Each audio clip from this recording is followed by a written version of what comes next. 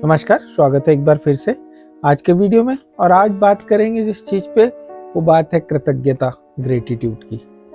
जैसा कि सभी लोगों को आभार व्यक्त करना चाहिए जीवन में, और हमेशा उन लोगों को धन्यवाद देना चाहिए जिनका हमारे जीवन में थोड़ा भी योगदान रहा हो। और आज ग्रेटिट्यूड की बात इसलिए कर रहा हूँ क्योंकि मैंने भी एक किताब पढ़ी, रोंडा बर्न के द्वारा लिखी हुई द सीक्रेट, है ना। आपको भी वक्त मिले तो आप जरूर पढ़ें उस किताब को, क्योंकि उसने 27 दिनों का एक शेड्यूल दिया है उस किताब में, जो कि आपको कृतज्ञता कैसे आभार व्यक्त करना है वो सिखाया जाता है। और 27 दिनों में आप यकीन मानिए उस किताब को पढ़ने के बाद आपका जीवन बहुत कुछ बदल सकता है। तो मैं प्रीफर करूँगा कि आप द सीक्रेट ज़रूर पढ़ें, और या तो उसकी डॉक्यूमेंट्री यूट्यूब पर भी उपलब्ध है, उसको देख लें एक बार।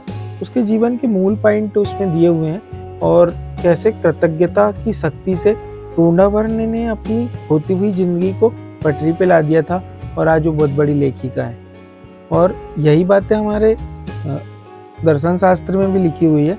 लेकिन क्या होता है, भारतीयों का हमेशा रुझान बाहर के लेखकों की किताबों पर होता है, और वही बात उसने रोंडा बर्न ने लिखी हमारा शास्त्र पढ़कर। और हम ढूंढ ही नहीं पा रहे। हम तो उन चीज़ों को प्रिपेयर करते हैं हमेशा जो हमें दूर से अच्छी दिखाई देती है, लेकिन जो हमारे पास में है उसके लिए हम कभी भी कृतज्ञ नहीं होते हैं। तो बात करेंगे हम ग्रेटिट्यूड पे कि जीवन में क्यों ज़रूरी है किसी भी चीज़ का के लिए ग्रेटिट्यूड देना। क्योंकि जीवन में हमें जो भी प्राप्त हुआ है ये असीम है, ये दुनिया में बहुत कम लोगों को प्राप्त होता है। और ये दुनिया में जिन लोगों को जितनी चीज़ें मिली है उनके आभार व्यक्त करने के तरीके से ही प्राप्त हुई है। क्योंकि जीवन में जब हम किसी चीज़ के प्रति कृतज्ञ होते हैं ना, तो जीवन हमेशा पटरी पे चलते रहता है, और हम छोटी छोटी चीज़ों को हमेशा इग्नोर करते हैं। जैसे कि हमारे सोने वाले बिस्तर को इग्नोर करते हैं, जबकि अच्छी नींद वही देता है हमें। हम उसको कभी ग्रेटिट्यूड नहीं देते, कभी आभार व्यक्त नहीं करते। जीवन में हमेशा याद रखिए कि आपके पैदा होने से लगाकर मरने तक जितनी भी चीज़ें आपको प्राप्त हो रही है उन सब के प्रति आभार व्यक्त करना जरूरी है। क्योंकि हम जब किसी चीज़ के प्रति कृतज्ञ होते हैं तो वो चीज़ हमेशा दोगुनी होकर मिलती है हमको। बस पैसों के प्रति भी हमारे ऐसे ही विचार हैं। हम पूरे दिन नकारात्मक बात करते हैं पैसों को लेकर, और फिर चाहते हैं कि जीवन में पैसा हमारे भी होता। और आपको लगता है कि बड़े लोग ऐसे ही यूं ही बड़े हो गए, या जिनके पास बहुत अधिक धन है उन्होंने उसकी इज्जत की, उस पैसों को रखा, उस पैसों के लिए ग्रेटिट्यूड था। उनके मन में हमेशा आभार रहा उस चीज़ के लिए कि पैसा हमारे पास आया, हमने हमारी सारी ज़रूरतों को पूरा किया। जीवन में हम यही फेल है। मध्यवर्गीय हमेशा ऊपर के लोगों को देखकर चिंतित रहता है। उसको लगता है कि हर पैसा कमाने वाला गलत तरीके से कमाता है, लेकिन तरीका गलत कोई नहीं होता। बस इतनी सी बात है कि जीवन में जब भी वो पैसा कमाने वाला पैसे कमाता है तो उसका अपना नज़रिया है, और उसकी नज़र में अगर वो सही है तो वो सही है। क्योंकि दुनिया की नज़र में बहुत सारी चीज़ें हमेशा ही गलत होती है। इसलिए याद रखिए, आज से एक शेड्यूल बनाइए कि आप उन 3 चीज़ों के लिए कृतज्ञ होना सीखिए जो कि आपको फ्री में मिली है। जैसे कि हवा, जो हम सांस ले रहे हैं। कभी आप हॉस्पिटल में भर्ती होते हैं ना, तो इसी श्वास की कीमत चुकानी पड़ती है, लेकिन जो पेड़ पौधे हैं वो हमें फ्री में श्वास हवा दे रहे हैं, ऑक्सीजन दे रहे हैं। लेकिन हमने कभी उनके प्रति कृतज्ञता महसूस नहीं की, कभी उनको आभार व्यक्त नहीं किया। तो कल सुबह उठिए, जो आपके आसपास पेड़ पौधे हैं उनको एक बार दिल से धन्यवाद कीजिए। आप यकीन मानिए जीवन आपका दिल खुश हो जाएगा, और जब दिल खुश होगा ना, तो हमारे अंदर की जो आत्मीय खुशी होगी उसका कुछ अलग जादू चलेगा। तो याद रखिए, जीवन में हर वो चीज़ के लिए आपको कृतज्ञ होना पड़ेगा जो कि आपको मिली है और जिनका आपने मूल्य नहीं चुकाया है। क्योंकि मूल्य चुकाकर जो चीज़ प्राप्त होती है उसका आपको लगता है कि इसका मूल्य चुकाया है, इसलिए इसके लिए कृतज्ञ होना ज़रूरी है। लेकिन आप यकीन मानिए, जीवन में बहुत छोटी छोटी चीज़ें हैं जो कि आपको फ्री में, बिल्कुल फ्री में प्राप्त हुई है। जैसे आपके माता पिता का प्यार आपको हमेशा फ्री में प्राप्त होता है। आप कितने भी परेशान करते हो तब भी वो आपसे उतना ही प्यार करता है। उनके प्रति कृतज्ञ होना चाहिए आपको। पता नहीं मेरी बातों का कितना असर हो पाएगा आप पर और आप अपने बारे में कितनी बात कर पाएंगे, लेकिन आप यकीन मानिए जीवन में आपने अगर इस शेड्यूल को तय कर लिया, या तो उस पुस्तक को पढ़ लीजिए आप, मैं जिस पुस्तक का नाम ले रहा हूँ द सीक्रेट का, तो आपके जीवन में बहुत कुछ बदल जाएगा।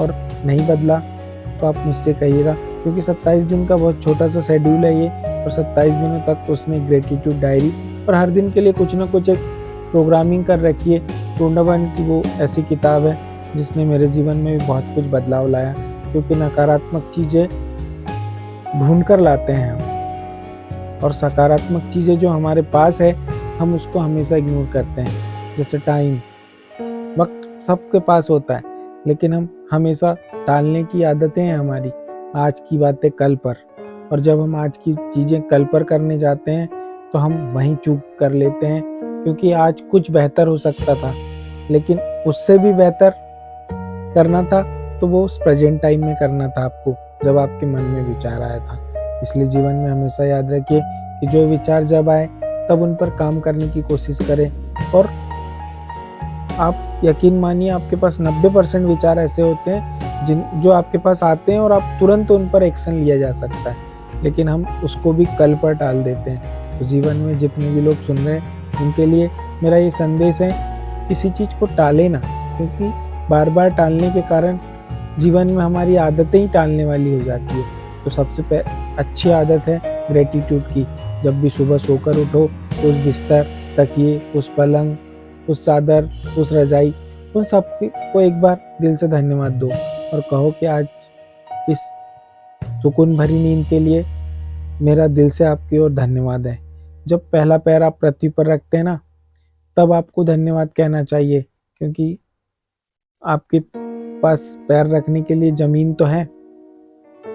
बस आपको ना 100 कदम का एक प्रैक्टिस वर्ड बनाए, जिस चीज को छुए आप उसको धन्यवाद कहे, क्योंकि कहीं ना कहीं हमारे घर में लगी हुई सारी चीजें हमारा सहयोग करती है और वो धन्यवाद की पात्र है, लेकिन हमने कभी नहीं दिया उसको धन्यवाद।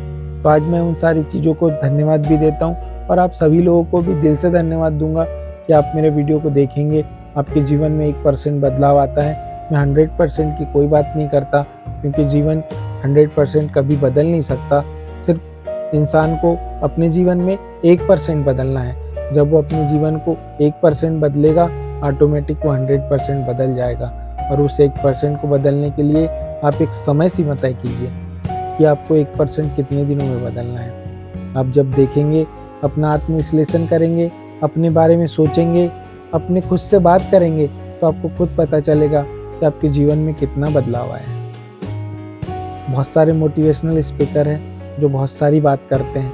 मैं आपको सपने बिल्कुल नहीं दिखाऊंगा, क्योंकि आम आदमी हूँ मैं भी, और मैं आपको सिर्फ 1% की ही बात करूंगा। और इस 1% की बात करने के पीछे भी लॉजिक ये है कि किसी से एक दिन में 100% नहीं बदला जा सकता, लेकिन रोज 1% बदलने से 100 दिनों में 100% बदला जा सकता है। आज की वीडियो में इतना ही, और सुनने के लिए धन्यवाद।